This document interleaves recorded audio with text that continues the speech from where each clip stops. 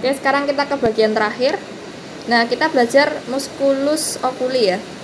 Jadi di mata itu kan kita tahu banyak ototnya, kenapa? Karena kita bisa gerakin mata gitu.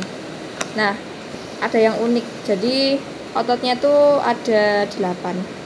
Nah, ini kita lihat yang ini adalah rectus lateralis. Jadi kalau rectus lateralisnya di sini berarti ini mata kiri ya. Kita lihat dari anterior. Nah, ini rectus lateralis. Kalau yang di tengah namanya rectus medialis. Terus yang ini, yang di atas itu ada levator palpebra superioris gitu. Itu untuk menaikkan palpebra. Nah, kalau misalnya kita mau nutup mata nih, berarti kan kalau naikin palpebra kan buka mata lah. Kalau mau nutup mata gimana? Pakainya orbicularis oculi ya. Tapi itu dia termasuknya adalah musculus di wajah. Jadi nggak kita bahas di sini. Nah, terus ini ada juga yang rectus inferior nih. Terus sebenarnya ada juga nih oblique superior. Nah, kita lihat oblique superior ini dia unik nih, yang ini. Kenapa? Karena dia itu ada struktur trokleanya ini. Nah, troklea itu sebenarnya artinya katrol. Nah, makanya dia itu dipersarafi sama nervus troclearis atau nervus 4. Gitu. Terus untuk yang musculus rectus lateralis tadi, dia tuh unik juga karena dia dipersarafi sama nervus abducens. Sedangkan sisanya dipersarafi sama nervus oculomotorius. Nah, ini kan tadi ada rectus superior, ada levator palpebra superior, terus ada juga obliquus superior, terus nih ada rectus medialis, ada rectus inferior sama obliquus inferior. Nah, cara ngafalinnya gimana untuk sesuai persarafan? Jadi gampangannya gini, kita bikin gini kan. Nah, 6 ke lateral berarti dia rectus lateralis. Terus gini 4, berarti obliquus superior. Sisanya 3 gitu. Oke, kita lanjut. Nah, ini kalau kita lihat dari lateral, ini mata kanan. Nah, kalau lateral tuh kayak gini. Jadi ini ada obliquus inferior, terus ada rectus inferior. Ini rectus lateralisnya dipotong kayak begini. Terus ini ada rectus medialis, tapi rectus medialisnya dia di sebelah medialnya ya, jadi ketutupan bola matanya. Terus ini ada obliquus superior ya, ada juga levator palpebra superior, terus ada rectus superior juga gitu. Nah, ini kalau kita lihat dari superior sebenarnya sama aja sih. Nah, ini ya, ini tadi yang saraf-sarafnya tadi. Jadi kalau nervus 4 yang superior oblik, nervus 6 itu yang rectus lateralis, nervus 3 itu yang sisanya. Nah, tadi aku belum bahas semua fungsi dari nervus-nervusnya ya. Kalau palpebra, levator palpebra buat naikin palpebra, jadi buat membuka mata gitu ya. Terus kalau yang rectus lateralis buat lihat ke samping, rectus medialis buat lihat ke arah tengah. Terus ada juga rectus superior itu kita buat melihat atas tapi lateral gitu, atas tapi samping. Terus kalau rectus inferior itu berarti bawah tapi samping. Nah, yang unik itu di obliquus. Kalau obliquus superior kita malah lihatnya bawah medial. Nah, terus kalau yang obliquus inferior kita lihatnya atas medial gitu. Nah, terus kita belajar nih perbedaan saraf simpatis dan parasimpatis. Ini kita udah tahu sih sebenarnya, kalau simpatis kan fight or flight gitu ya, parasimpatis itu rest or digest, jadi lebih santuy. Kalau yang simpatis dia itu lebih kerja gitu loh. Nah, ini kalau secara lengkapnya, jadi distribusinya kalau simpatis itu di segmen thoracolumbar, parasimpatis itu di segmen craniosacral. Nah, thoracolumbar persebarannya di kulit, kelenjar keringat, musculus erector villi, jaringan adiposa, otot polos, pembuluh darah kayak gitu. Nah, kalau yang parasimpatis itu terbatas di kepala sama organ di dalam dada, perut, panggul sama beberapa pembuluh darah.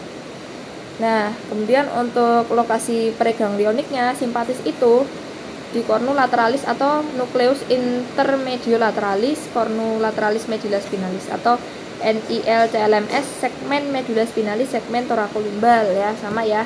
Thoracolumbar dari T1 sampai L2.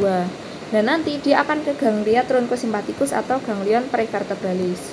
Nah, kalau parasimpatis itu nukleus saraf kranialnya dari nervus 3, 7, 9 sama 10.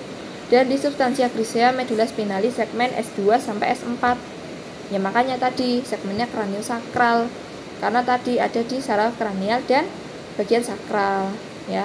Terus nanti akan menuju ke ganglion terminalis. Nah, untuk panjang aksonnya, kalau parasimpatis kan depannya P. Oh, kita mikirnya gini aja, berarti preganglioniknya itu lebih panjang. Jadi dia panjang dulu, baru postganglioniknya yang lebih pendek. Nah, kalau simpatis tinggal dibalik, berarti preganglioniknya yang lebih pendek, terus postganglioniknya yang panjang. Nah, untuk neurotransmitternya, parasimpatis itu hanya menggunakan satu, yaitu asetilkolin. Nah, kalau simpatis itu ada asetilkolin sama katekolamin ya. Katekolamin itu epinefrin sama norepinefrin, tergantung dia di mana. Terus ada juga yang simpatis dopaminergik, itu pakai dopamin, tapi dia cuma di fungsi-fungsi khusus aja. Nah, terus tadi efek fisiologisnya, simpatis itu fight or flight, parasimpatis itu rest and digest. Nah, sekarang kita belajar modalitas saraf kranial. Jadi kalau modalitas tuh kayak dia fungsinya gitu loh. Nah, secara general, kalau general itu dia ada somatik. Nah, somatik itu cuma punya aferen aja. Jadi general, somatik, aferen yang nomor 1 itu. Terus kalau visceral, oh maaf, ada 2. Yang cuma punya aferen aja itu yang spesial. Jadi nih, spesial, somatik, aferen gitu. Nah, kalau yang general itu general, somatik, aferen sama general, somatik, aferen. Terus untuk yang visceral ada untuk yang general visceral itu ada general visceral aferen, general visceral aferen. Nah, terus kalau yang visceral pada bagian spesial itu ada spesial visceral aferen sama spesial visceral aferen. Jadi totalnya ada 7 kalau saraf kranial.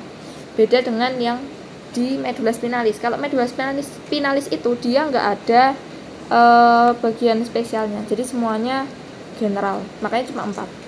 Nah, kita bahas fungsinya. Jadi 7 tipe modalitas. Yang pertama, nomor 1 itu ada GSE atau general somatic efferent. Namanya efferent berarti kan untuk ke efektor ya. Berarti itu untuk mengatur motorik dari otot skelet yang secara umum gitu. Karena general gitu kan. Jadi general somatic efferent. Efferent itu berarti mau melakukan sesuatu kan ke efektor. Oke, somatic itu tubuh. Terus general itu umum. Nah, makanya tadi untuk menggerakkan otot skelet ya, umum gitu. Terus nomor 2 ada GVE, ada general visceral efferent. Efferent sama nih. Jadi dia ke efektor. Nah, visceral berarti di organ visceral dan secara general berarti apa? Otonom parasimpatis misalnya untuk kelenjar dan pupil. Terus ada SVE, spesial visceral efferent, berarti dia ke efferent juga, berarti ke organ target atau efektor. Tapi di dalam nih visceral. Terus ada spesial. Nah, berarti itu motorik juga kan, tapi untuk otot skelet yang asalnya dari branchial arch. Nah, branchial arch ini tuh dia ototnya asalnya dari endodem, bukan mesodem kayak otot pada biasanya. Jadi itu asalnya dari embriologinya emang beda. Contohnya kayak otot pengunya atau masticatoria, otot-otot mimi, terus juga musculus sternocleidomastoideus, musculus trapezius, otot laring sama faring. Nah, kayak gitu. Terus ada GVA atau general visceral afferent. Nah, ini tuh namanya afferent berarti kan sensorik. Visceral itu di dalam, terus general berarti umum. Nah, makanya untuk sensorik umum pada organ visceral. Nah, yang namanya sensorik umum itu berarti kayak sensasi nyeri, suhu, raba, sama tekan. Terus SVA, spesial visceral afferent. Afferent kan tadi ya sensorik. Visceral itu di dalam tubuh. Spesial. Nah, kalau spesial berarti untuk indera-indera khusus. Nah, itu indera khususnya dari derivat GIT. Makanya bisanya cuma untuk penciuman sama pengecapan. Intinya kalau cara ngingetnya tuh SVA yang ada hubungannya dengan makanan. Oh, kita bisa nyium bau makanan sama ngerasain makanan. Jadi cara gampangnya ingetnya kayak gitu. Penciuman sama pengecapan ya, SVA. Terus ada GSA. Kalau GSA itu general somatic afferent. Afferent kan sensorik ya. Somatik tubuh, general berarti umum. Oh, berarti sensorik umum yang di tubuh. Kayak misalnya apa tadi? Nyeri, suhu, raba, sama tekan. Terus ada yang terakhir SSA, itu spesial somatic afferent. Nah, kalau afferent sensorik nih, somatik tubuh tapi dia spesial. Nah, berarti sama konsepnya kayak yang nomor 5 tadi, karena ada spesialnya, berarti ini indera khusus. Nah, kalau yang nomor 5 tadi SVA, itu yang ada hubungannya sama makanan. Ada penciuman sama pengecapan, berarti ini sisanya.